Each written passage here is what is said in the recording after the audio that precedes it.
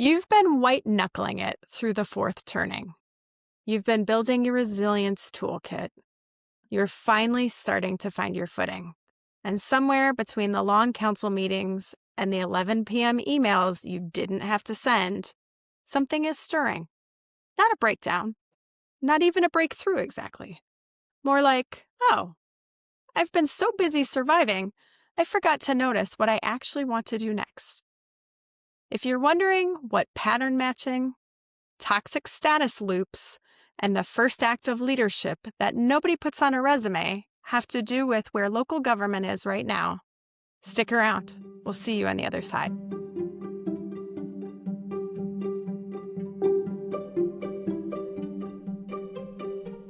Welcome to episode 28 of AuthentiCity FM. I'm Corey Spiegel, joined by my friends and co-hosts Phil Corrali and Mike Sable. We've spent the past several episodes naming what was breaking and figuring out how to stay intact while we sorted it out. And tonight, we're turning the corner. From surviving to noticing. From noticing to naming. And from naming to actually creating something new. And I think what's underneath that, what we're really talking about, is the difference between keeping the plane in the air and actually looking out the window. Because those are not the same thing.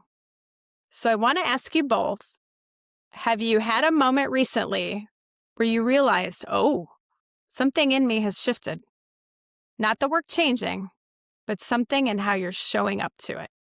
Corey, I'm not sure how to take this lead in. I appreciate that you are the thought leader of the group and you've kind of made this thing a reality. So I do like this idea of sort of like movement, right? Noticing and naming and moving. And I've seen in my own work, friends and colleagues in this profession who are starting to notice things that maybe don't work the same way or maybe like frustrate us differently. And I'm starting to notice them more frequently. And so one of the things that's been really helpful is sort of just declaring and sort of naming what I'm seeing. And I think that's one of those things that just even in conversations with colleagues, just in the last maybe a month or so, we're starting to see different coalitions form. At least in my region, we have a lot of local governments that are facing a lot of challenges. And what we've kind of done is we've actually said, okay, we're noticing that this is bad.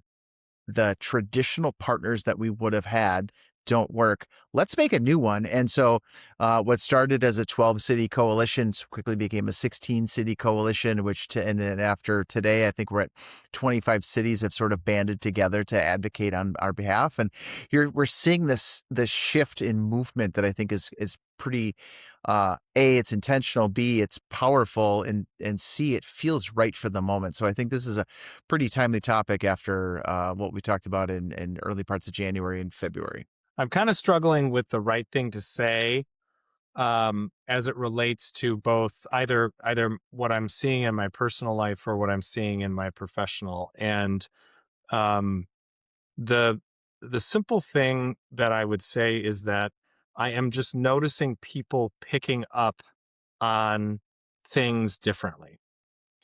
Maybe before it wasn't. Maybe you realized something, but you weren't really placing it. You weren't really talking about it. You just kind of saw it and then moved on to the next thing. But people are not moving on to the next thing, perhaps, in the same way.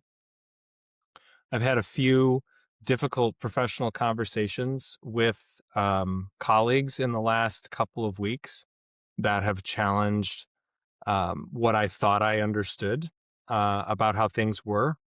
I have had a few struggles or I've heard from a few friends of mine who have had a few struggles that they've finally started to pay attention to that are resulting in them taking steps and actions.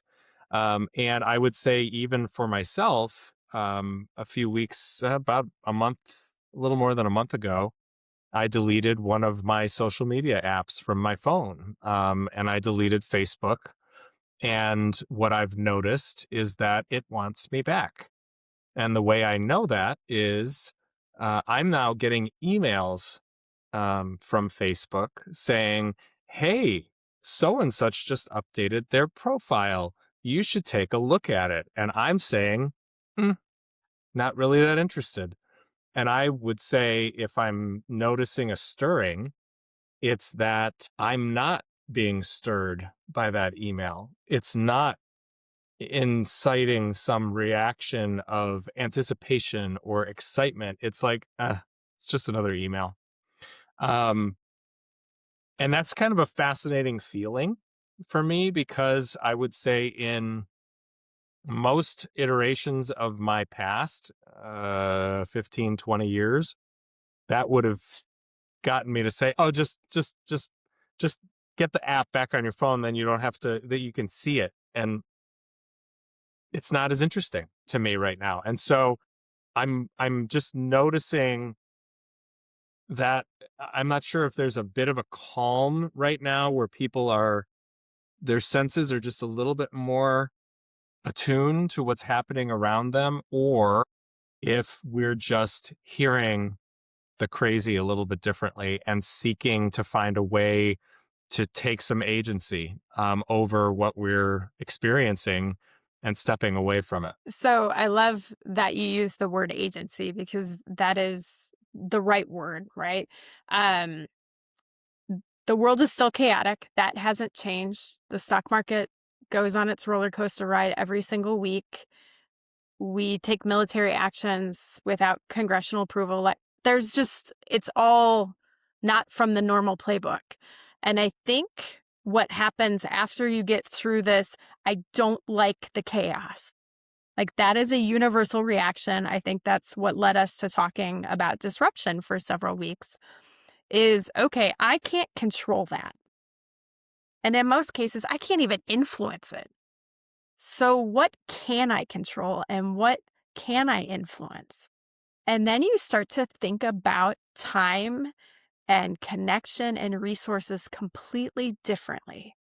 Well, to your point about social media, and we've talked about it in previous episodes, I deleted the apps last fall. I have no interest in going back. How I now spend my screen time on my phone is I just finished my 13th book this year, today on Kindle. And that's not even my Audible books or my paper books. That's just my Kindle books. And so I've spent time reading stories, mostly fiction, because that seems like a good thing to do in the winter when it's not so nice outside. And so my time is now spent learning about these characters and kind of thinking creatively about, well, if I wrote a nonfiction or a fiction book, what would it look like? And how would I put that? And I promise you, a year ago, I absolutely would have not been having those thoughts. And so I think you're seeing this movement towards understanding that time is finite, that resources are not forever, and retaking ownership of what I can control and how I value it. I don't know how to follow any of those things, but there are a couple of words that sort of landed with me, right? This stirring, this concept of stirring, right? It feels like ripe in the moment. Like it does feel like everybody is stirring a little bit. And so I appreciate that. The piece about agency is also really helpful, because when it is chaotic, right, it does feel out of your control. And so one of the things that we talked about earlier in the podcast, this past month was, right, this resilience and presilience, right, preparing ourselves to overcome hard things and to be ready. And that feels like a little bit of agency. But the other part about this is, like, when things are swirling and, right, and you're hunkered down and you're kind of like, you're sort of girding yourself against the outside world, there's a moment when you can stand up and say, oh, well, there's other people doing this thing. I wonder if we banded together and we could actually tackle this together. And that's one of those things that I actually feel is different, is I think the sort of the banding together is a little bit different, which is really good. Um, uh, I got this. I'm gonna read it off my phone because I can't read it off a piece of paper. But, like, we're really good at pattern matching, right? That says, like, the last time this thing happened, we did X, and, like, we have the playbook and we just do that. But pattern recognition is like, something about this feels like it rhymes, but it's really not the same song. And so I think that is maybe one of the critical skills that local government managers have to kind of get at, is recognizing like it's not the same if this then that kind of pattern recognition. It's actually, oh, we have this thing that's a little bit different. It's a little bit more nuanced. Let's wrestle with it a little bit, and let's wrestle with it with a bunch of smart people. And I think that is what um, we are trying to cultivate in our conversations. But it's also uh, this art of like naming that it's different gives us the ability to create the different outcome.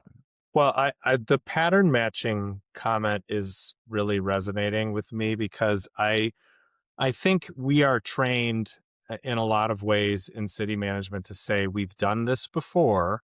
We can use that skill set to deal with this today. And I don't know that that's always true, especially in a time when we're not just talking about the best way to fill a pothole or the best way to respond to a service request. We are talking about different things. And um, holding communities together is not the same as holding asphalt together. It's just not, right? And I think there's a desire, and it's, I don't think there's anything wrong with it, but I think it's worth talking about that it isn't perhaps the best path forward. Is that desire is somebody else has done this before, so I need to find out who they are and ask them how they did it so that I can do it like they did because they figured it out. And what I think we're starting to recognize is that, and I frankly not probably not starting to recognize, but maybe realizing it differently, is that for the last, let's say, 6 years, we have not really had an easy path toward understanding how to deal with the stuff that's in front of us by looking at what we did behind us. The stuff in front of us is very different, and the feeling around it is very different. And maybe that is a pattern by itself. Maybe that's something that does repeat itself over time. I know we've talked about that in terms of the turnings, but um, none of us have been around for those things. So again, we can't rely on the success stories of the person from 20 years ago or 30 years ago because the problem did not have the same nuance. And I think there's such a desire to find the answer by looking at what people were successful with before, when what we're really starting to have to do is just do it. And whether that means, Mike, like your point, that you're going to create coalitions to deal with this problem in a way that we can deal with it today, um, or it means something else altogether, and you start to just, that's going back to our disruption conversation, right? Let's just break it apart and start again, or something in between. It really feels like that is, when we talk about agency, a little bit of what we're starting to feel like we have the ability to exercise. So as you were both talking, I had to get my notebook because my brain started flying all over the place. And so the first example I can think of is, we all lived through the 2008, 2009 financial crisis. And it's not the first time there's been a trough in government tax revenues. It's not the last time. But this time is different. That was a market structure. The dot-com bust in 2000 was a market structure. This one is actually government induced by the governments above the local layer. And you're seeing that in states where massive reform, which means a massive reduction in revenue.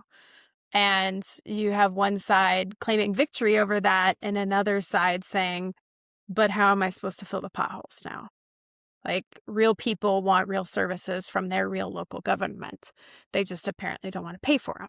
And so that's one thing that structurally is going to have to be done differently. And we've kind of danced around it in other episodes about redefining what services belong to local government and can belong to local government sustainably.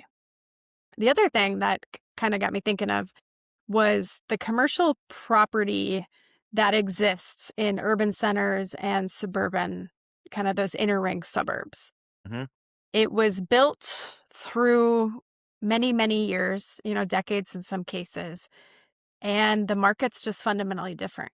And whether or not the AI is going to take all the jobs narrative ever comes to fruition, it feels very Y2K to me, that it's all hype and actually isn't going to substantively change the world in the ways that certain people are saying. Will it change everything we do? 100%. Kind of like having access to Excel did instead of just a calculator, right? And so there are people in the workforce who lived through that migration. I think this is just the next version of it. And so that's going to fundamentally change commercial property tax structures. Then you have this other thing about downtowns were really hot, right? Especially here in the Midwest, the rebuilding of downtowns. Except for in so many cases that was done with different tax mechanisms that all sunset. And so after the 10 or 15 or 20 years, does that asset still work financially? And I suspect the answer's no. The same way that you saw malls, indoor malls, rise and fall and now either be completely torn down or be repurposed into, and oftentimes things that don't generate tax money the way it used to, right? And so you have this perfect storm of all of those things. And so nothing that worked in 2008 is going to work in 2028. And for the communities that were impacted by the dot-com bubble in 2000, this bubble's going to be different, if it's even a bubble. Who knows? And so I think there is going to have to be this connectivity between governments. And if the partnership is not happening at the vertical level, it's going to have to happen at the horizontal.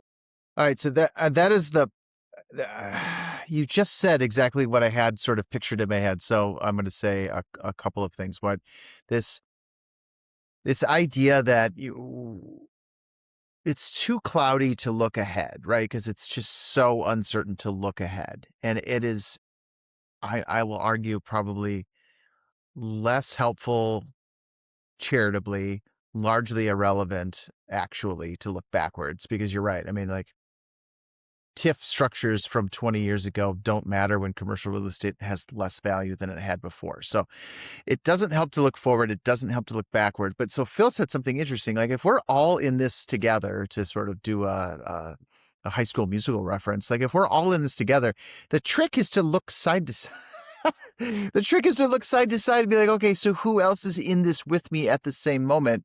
Okay, you're my partner and you're my partner. Let's figure this out together. And so that strengthening of that bond within sort of that cohort around you is, I think, that's sort of the piece that's there. Like, I'm less interested in what worked then because the model is totally different. And so it's just not as relevant. And so I do think there's this opportunity to sort of look side to side and be like, okay, oh, you're facing that too? Here, grab my hand. Let's do this together. Oh, we can march forward together. And I think maybe that is that little bit of, if we start to, we're clearly noticing it, right? We're clearly freaked out about it. There's a lot of uncertainty. Like, I'm a property tax state. Commercial values are nowhere near what they were. They are not coming back. The burden shift to homeowners is accelerating. The revolt is coming, but if I'm going to have a bunch of people with me that can help me do that, maybe we get through it differently. And so I'm very, you said horizontal, I'm looking like side by side. So I do think that is the next shift. And that does give us it gives me a sense of comfort that I know who my allies are in solving this next thing. So the one thing I'll add to that, which I think will be important, is having come out of the world of economic development, especially in sales tax states, competition was valued more than collaboration. Whoever gave the best incentive structure to the autoplex got the autoplex, right? And there was never really at the policy level those hard conversations about, if we all band together to say no one's going to give the sweetheart deal and we're going to let the principles of good business prevail, I think all of it would look very differently. And that might be one thing that comes out of this, is this mutual understanding that me winning and you losing, this temporary moment, is not actually winning. And that we have to compete on real things like workforce and infrastructure and make those investments strategically. instead of just buying the best deal. Now, if you're in the private sector, you do not like what I just said. And I can appreciate that.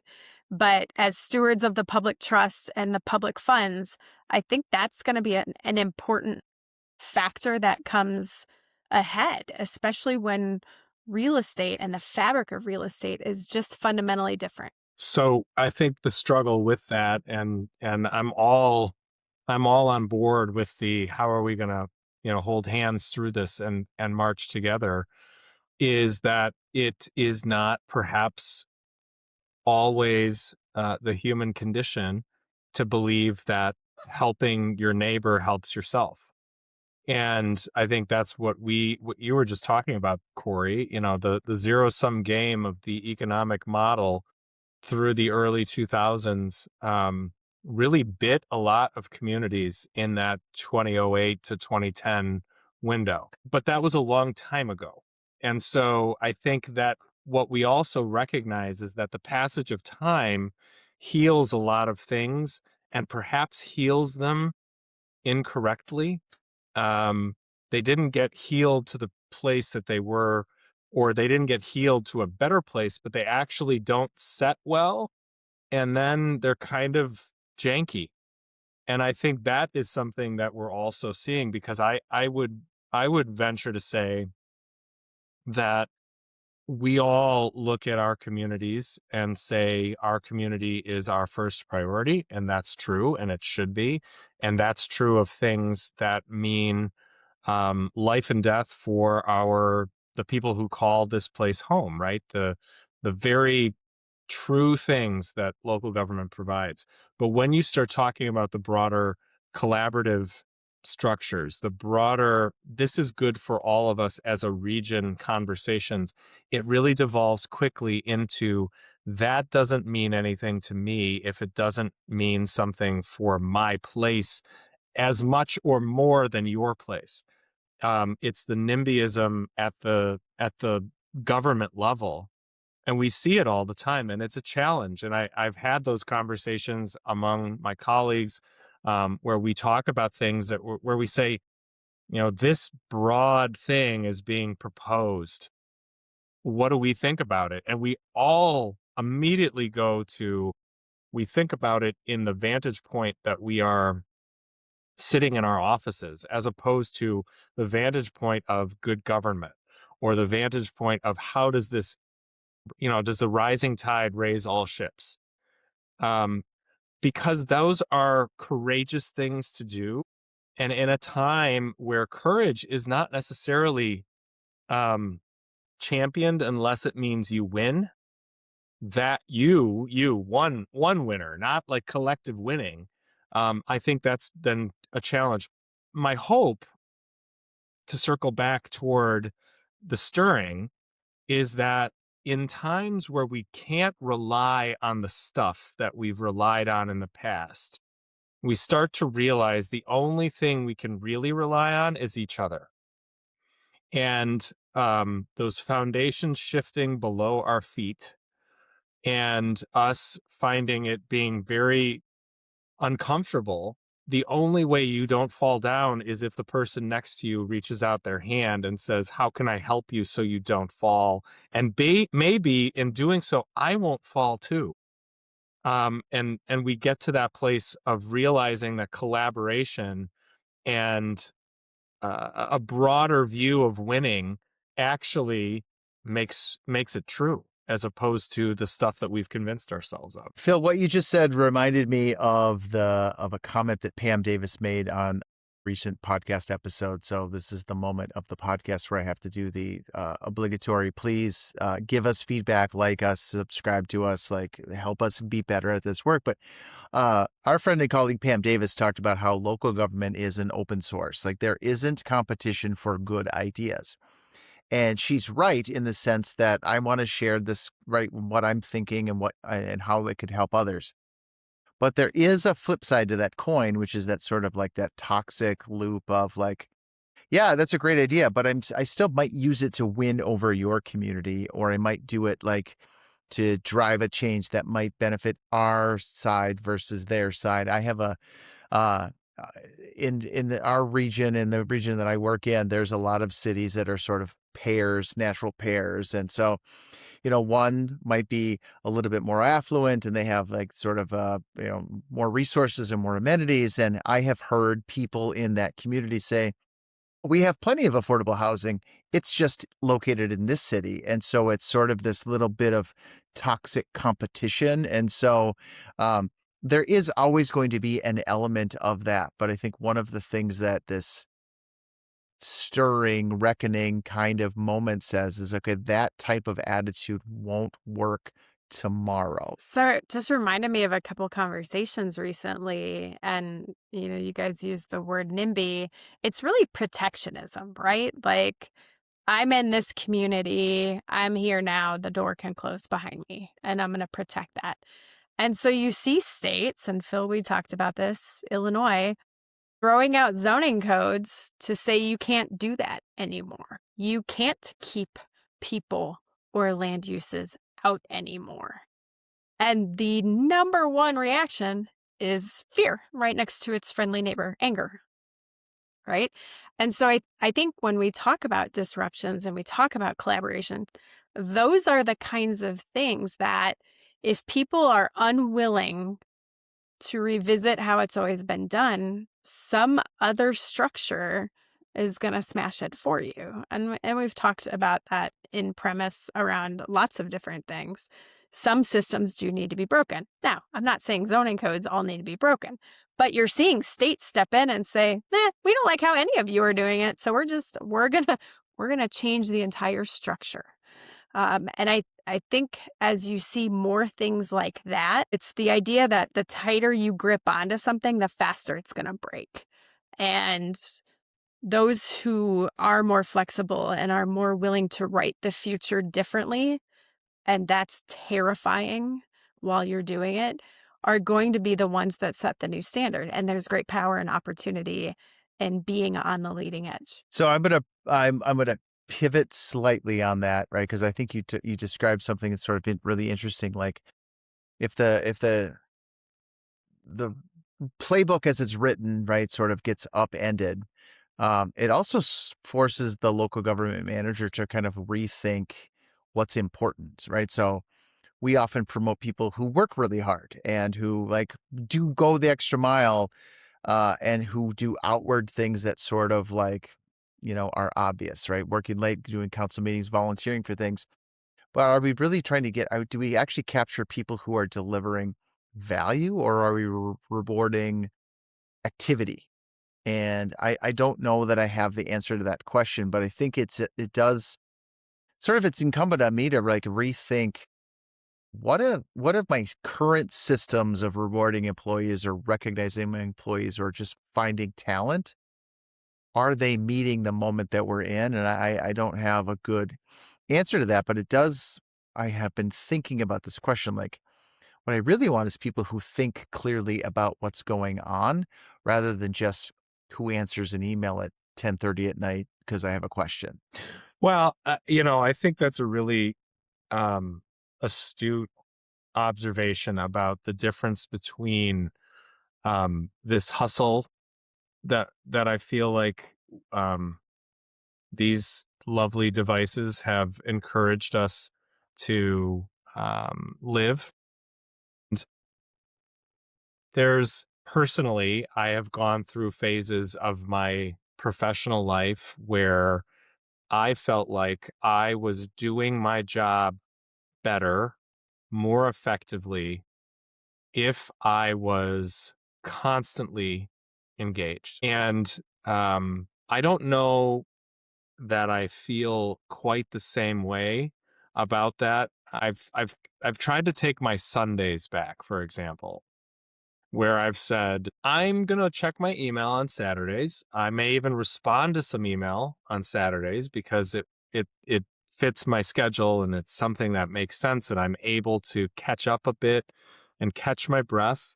And then maybe, do a little thinking about the week that's ahead. But on Sunday, I'm going to try to reclaim that 24-hour period as a time where I'm not going to engage.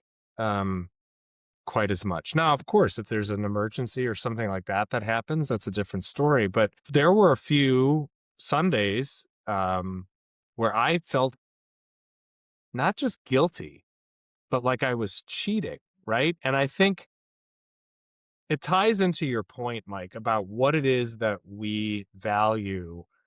Um, I'm okay with an employee who is not checking their email until 11 o'clock at night, especially if I know that when they are engaged, they are all in, right? That is their world. And then they say, and I'm going to turn that off and I'm going to do my thing. I'm going to grow as a human. I'm going to read. I'm going to engage. I'm going to be with my friends or my family, because that is going to recharge me so that tomorrow I can come back and do it again. But I don't think our compensation structures are built to support that in the same way that perhaps we think they are. I don't think that our policy structures are built out that way. And I would tell you, to tie back to our stirring theme, I've started to see, and we heard this a little bit from our Gen Z guests in the past, that the things that mattered to us when we were their age don't matter to them. Um, they're not interested. The pension programs, great, sounds good. Someday I'll retire. I don't really think that's going to happen, but sure, thanks for telling me that that's going to be there. I'll believe it when I see it.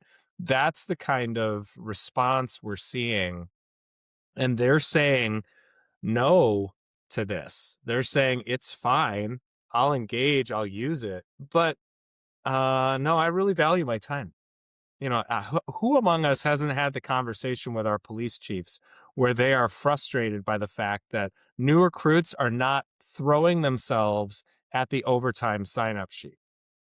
They're like, what is wrong with these guys? That was when I was, and they would, and nobody's, and it's because they value their time differently. It's not about the paycheck. It's not, well, maybe it is, but it's not as much about the paycheck. It's about, how do I maintain, again, agency over some aspects of my life? I am not going to give my whole self to my career.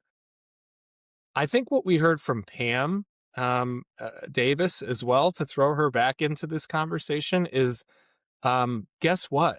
You can still be pretty damn effective and not always be on. So I think it's worth the ongoing and continued dialogue around the important things and the things that we are going to, as a profession, champion, because the agency is not going to wane for a bit. I really just don't see people saying, yep, sure, take as much of my time as you want. I'm totally fine with that. No problem. It's like having pennies when they don't make them anymore. Sometimes the currency changes. So I want to throw two words onto the table to kind of pull at this a little bit. And so urgency was one you used. And I was talking with a friend recently, and I reflected back on 8.5 years.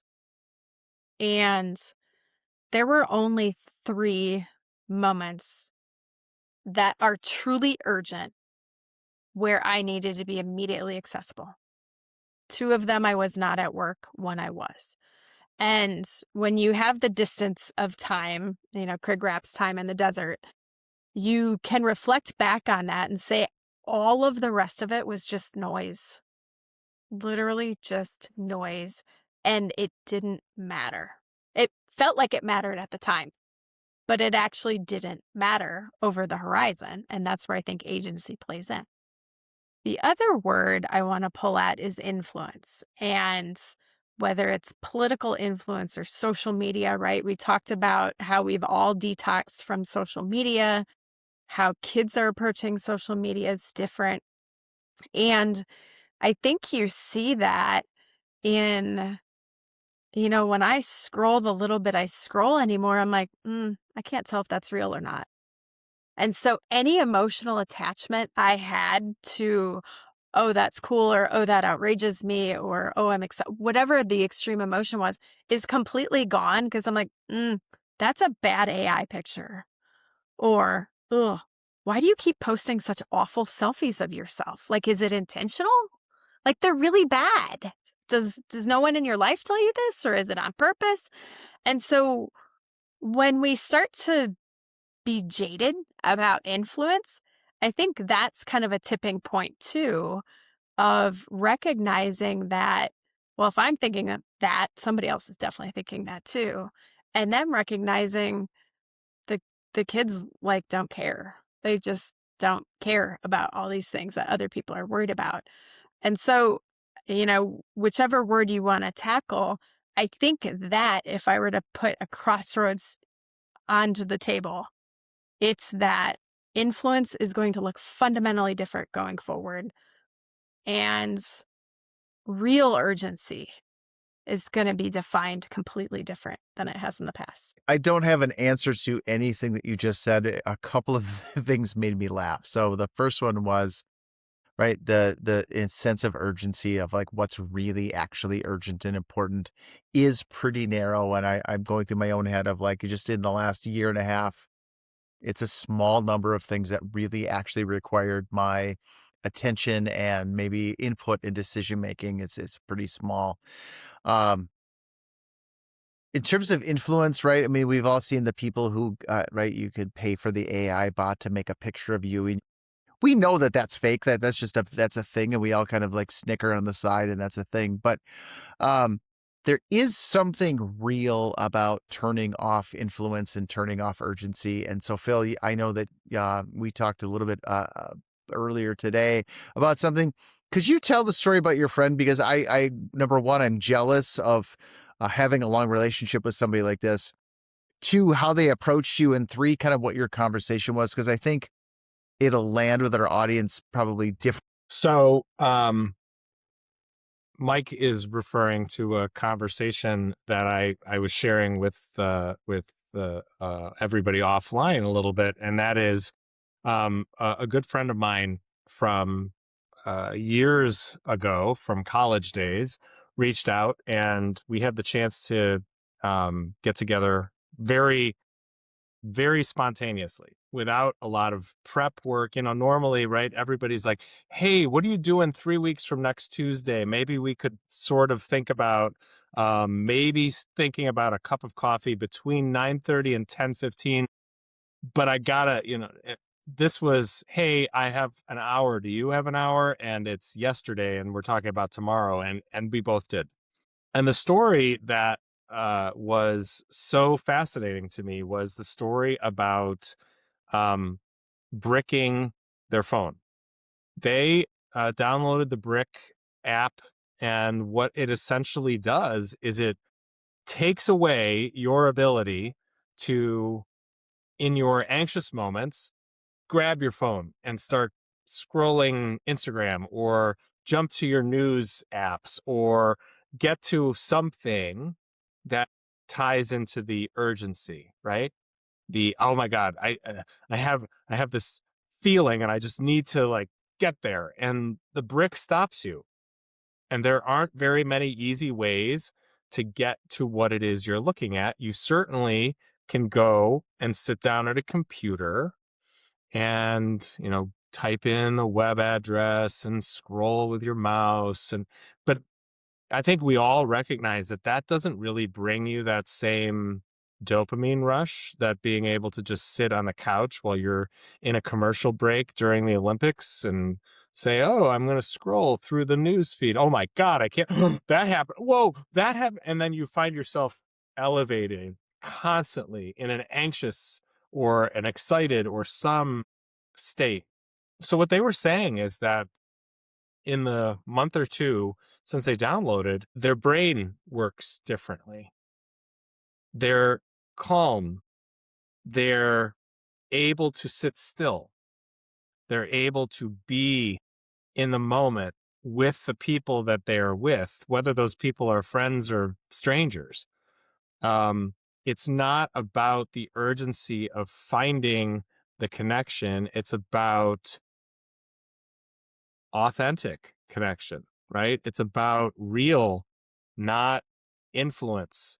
It's not any of those things. And I'll tell you, it was I was a little jealous of that feeling of like lightness and the brain kind of resetting away from those dopamine rushes, and saying, no, pick up a book instead.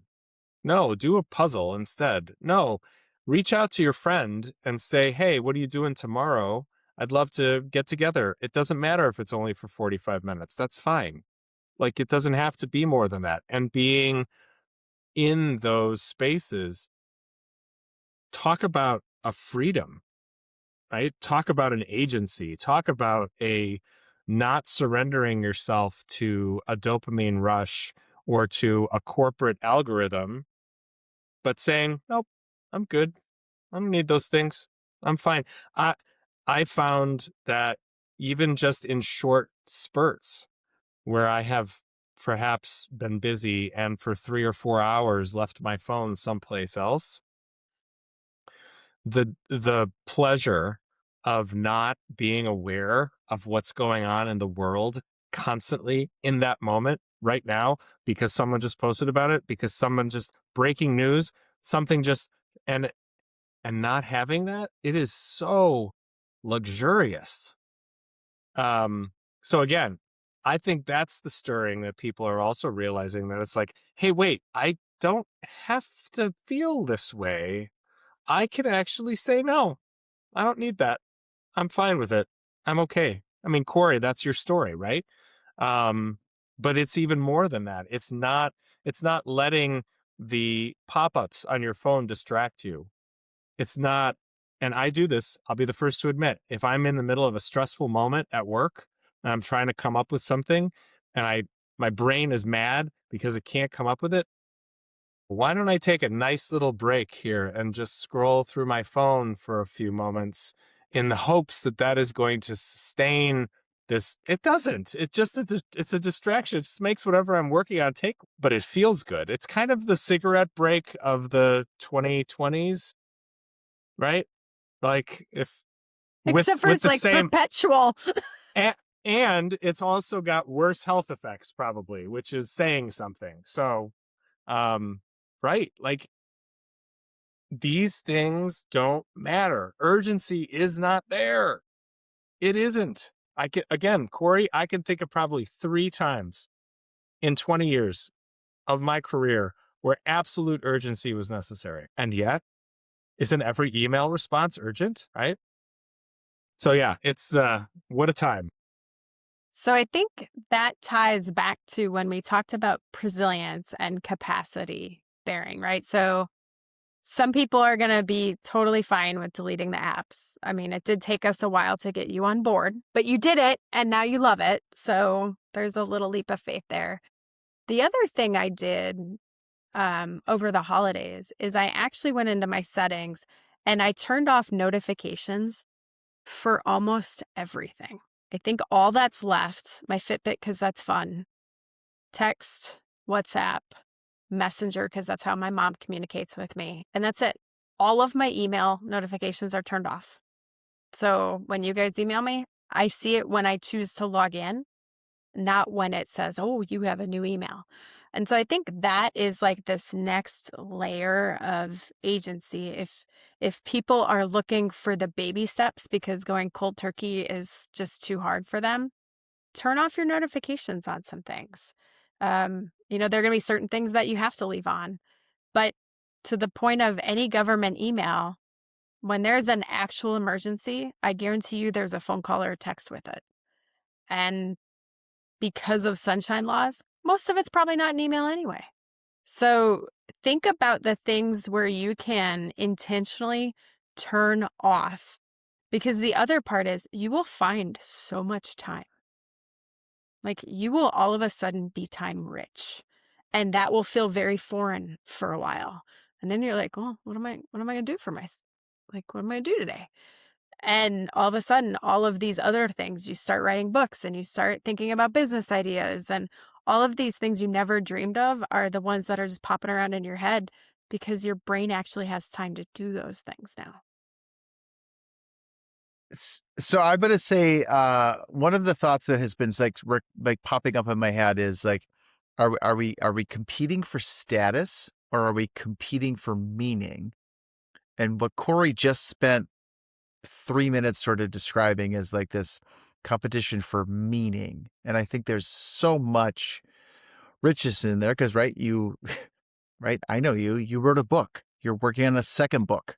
Like, there is so much that has emerged from the stepping back and the noticing and the asking questions and the saying the thing out loud that needs to be said, uh, has generated like this incredible richness that we all get to benefit from, um, that would have been lost because you would have been competing for something that didn't actually matter. So, kudos to you for actually being in the forerunner of like, nope, the treadmill's terrible. I'm going to get off of it. I'm going to go do something that actually makes a difference in the world.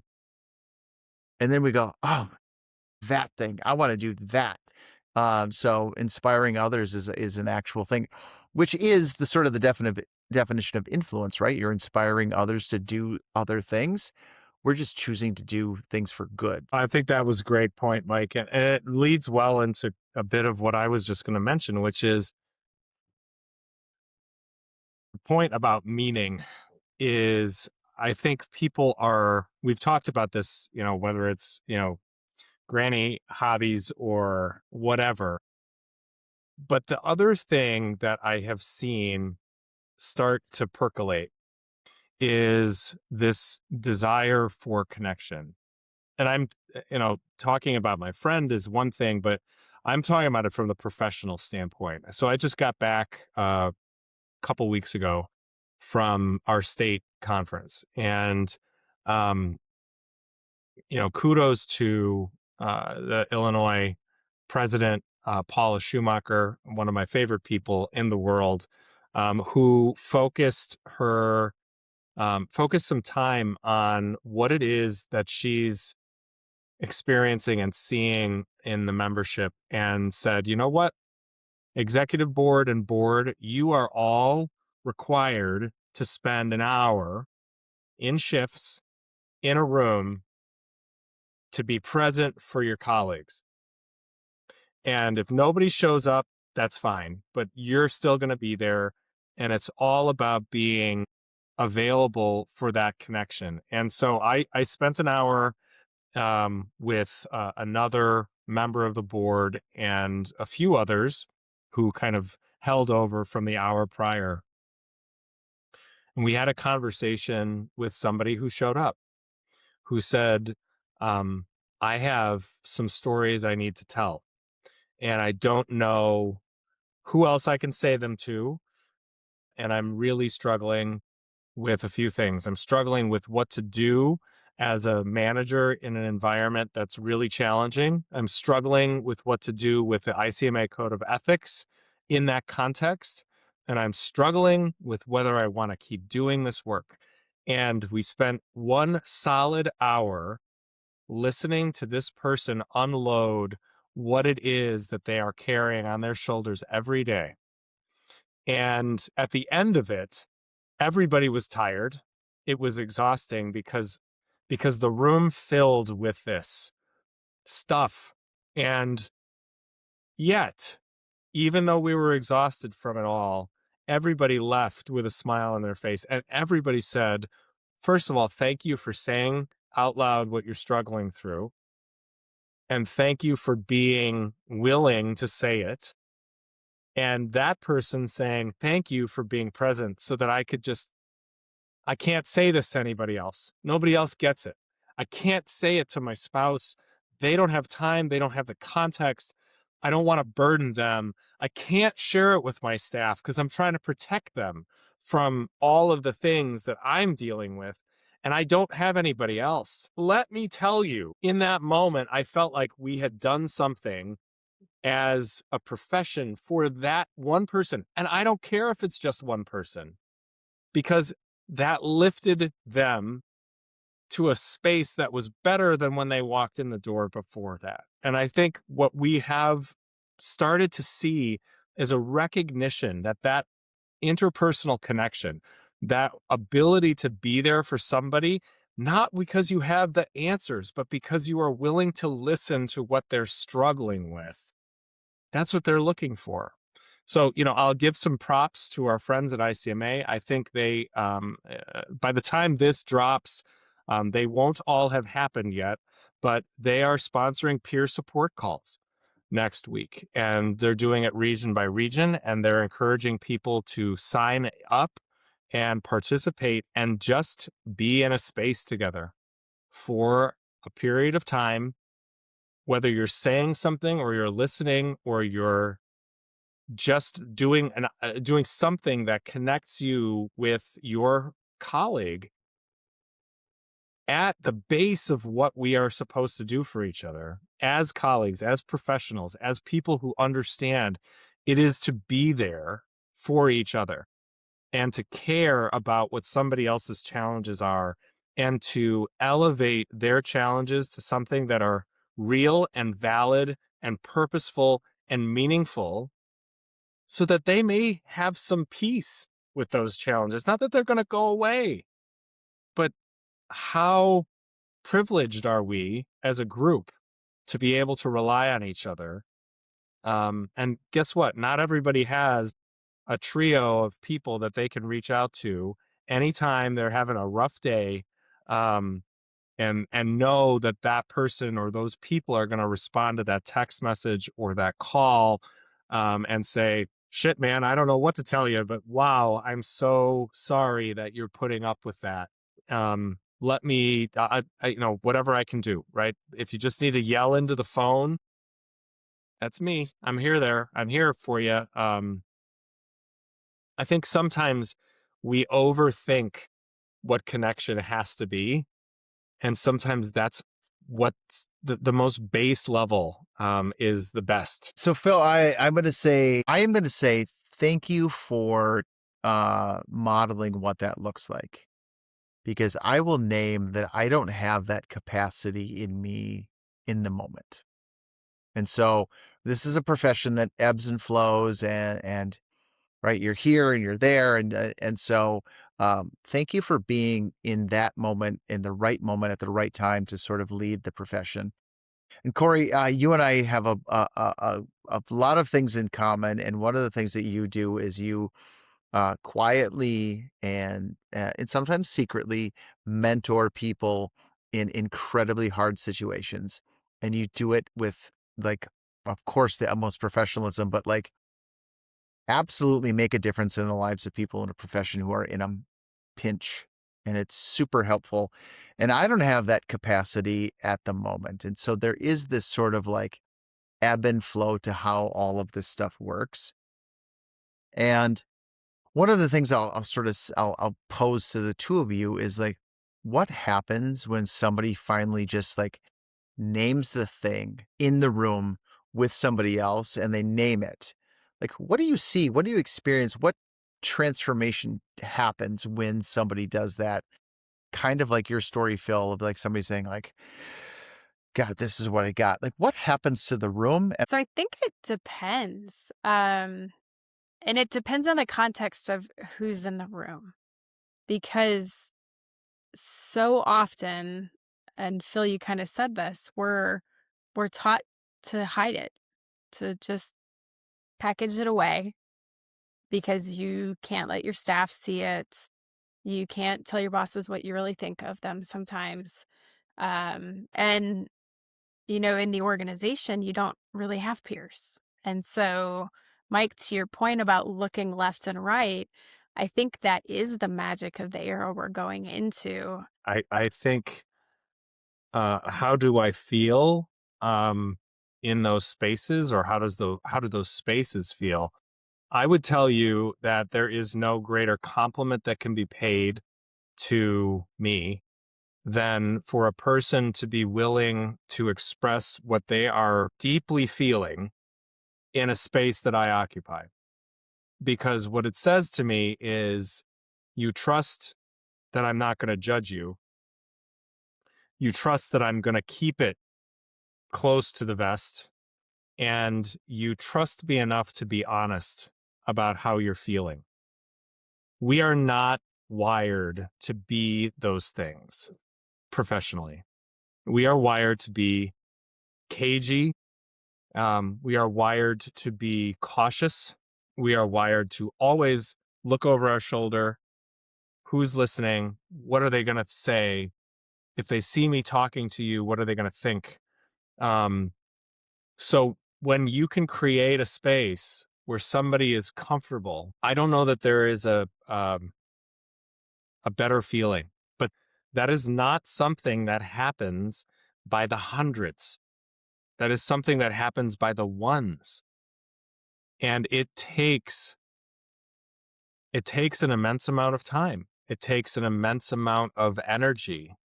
I would tell you, for me, it's worth expending energy and granting time, because for me, it feels like it moves somebody's world in a positive direction. And I say somebody's because it may not be somebody apostrophe S, not multiple bodies, right? But it's hard because of that. So I got all of the feelings that I always get seemingly every episode. So you talked about, right? So we're wired. You said we're wired to do this. And I was like, no, we're not wired to do it. We're trained to do it. Right. And I think there's a distinction there that I think is really important. And then you said, right, but I notice it and it's different and I'm going to name it differently and I'm going to move to create space. And so that they're like, I think I honestly, like, I got all the feelings again. Like, this whole episode sort of culminated in this, like, right, we've been trained to do this thing, right, to be cagey, to be cautious, but I'm going to name it differently. I'm gonna notice it differently. I'm gonna call it differently. I'm gonna move in a different direction, because I think there's something magic about, okay, so what you just did is just upended 25 years of our government, local government management profession training in everything you just described. You just upended all of it because you're like, well, I noticed it differently. I'm going to name it differently. I'm going to move in a different direction. And then I'm going to start to look at who else is at the same spot that I am. So I don't know if that you intended to do all of those things, but I just experienced all of those things sort of in that moment. I think it's about courage. You know, we talk about courage being hard, and life in the fishbowl takes a lot of courage. But being vulnerable in safe spaces and saying that it's okay, right? And we kind of dabbled through that in a couple of our last episodes about you weren't supposed to have feelings, you're not supposed to cry. All of these rules that I don't know how they became rules. Like, I didn't write them. They were bequeathed. And no one ever said, but why, right? We've lost our inner child, the annoyingly curious, wanting to understand the world, but why? And so kudos, Phil, to you and all the ILCMA board members for being in a space to let people say the hard things, to hear the hard things, to allow people to exhibit feelings, because I suspect there were a lot of feelings, whether it's sadness, frustration, anger, fear, all of it, right? And we feel that from many of our friends who are in these hinge moments of, do I want to change it? Do I want to change my life? Do I want to change my outlook? And that to me is the epitome of stirring right now. What do I value going forward? And what does that mean I have to let go of to move in that direction? So, authenticity is the name of the game, right? That's the show.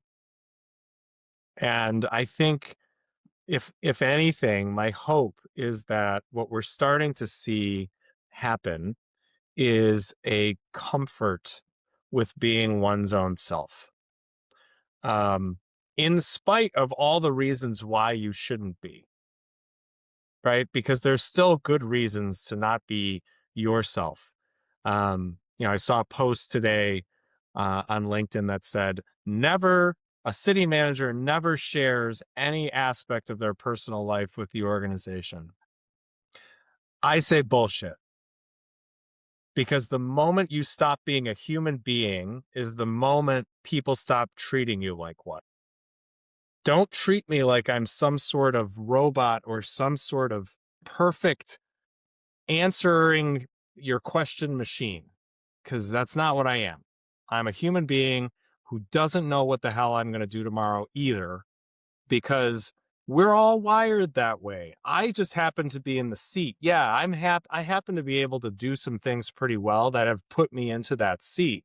But that doesn't give me some sort of godlike status. And I think what we for too long have tried to do is to place unrealistic expectations, unfair influences, unfair perceptions about what leadership is.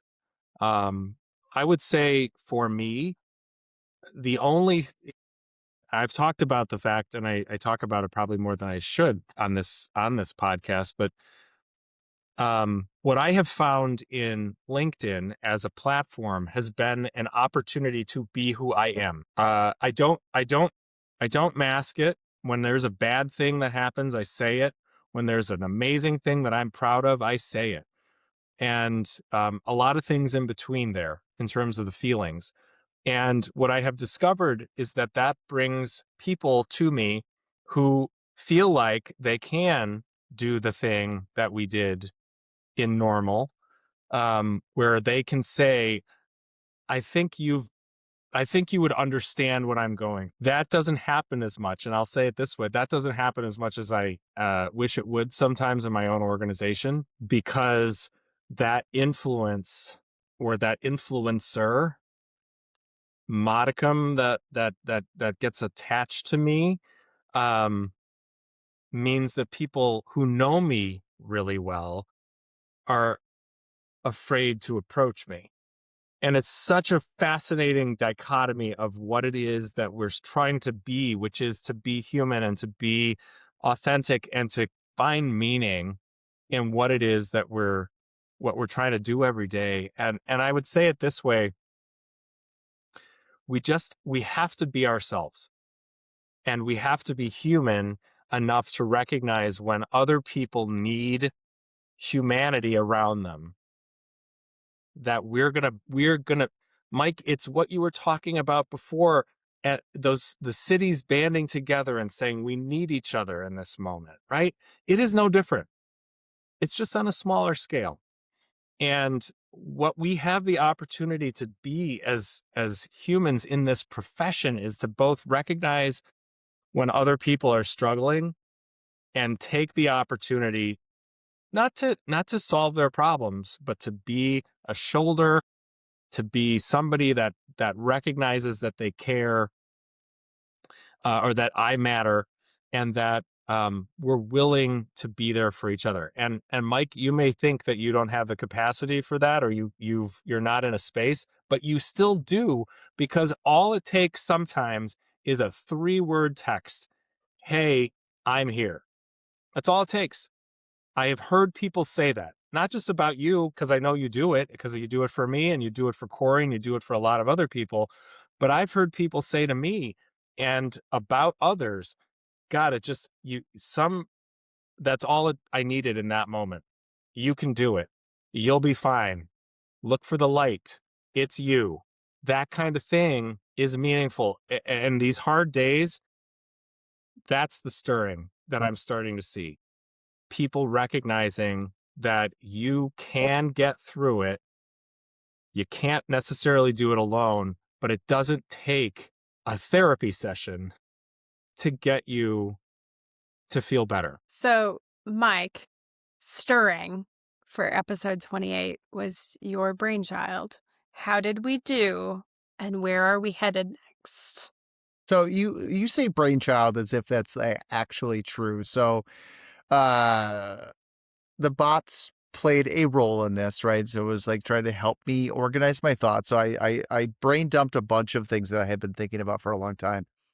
Um, And you guys know, right? So I am a registered yoga teacher. I study the practice, and there's this concept called svadhyaya, which is like this internal review of yourself. It's like a self-study, and there's externally facing self-study, and there's internally facing self-study. And I'm gonna bore all of you with all of this, but um, I couldn't be happier with the level of dialogue that we had, and we really did not have a plan. We jumped on the call and we were like, what are we talking about again? Um, but there is such a depth and a richness to each other and to the moment and to the profession that I think it does feel like a magic conversation. So I could not be happier with how this went. One of the things that I want to get into in our next conversation is this concept of connecting with the people who are in the same spot that we're in. Because might not be looking for one another, but we are there. And so it's this, let's pause and notice who else is in this with us. Because I think there is a tremendous amount of power in a team and of just knowing you're not alone and just this like somebody else. And I feel I appreciate the compliment, like the little text, like sometimes they're planned, sometimes like I reached out to a friend today and I was like, hey, like, I just asked like a random question and they had 7 things that they wanted to talk about. And I was like, right, so sometimes the universe conspires to bring us together. And I actually think that that is true. And so part of our next conversation is about who are those people in our sphere, in our universe, who are with us, and how do we harness them for good? And so that's our teaser for next episode.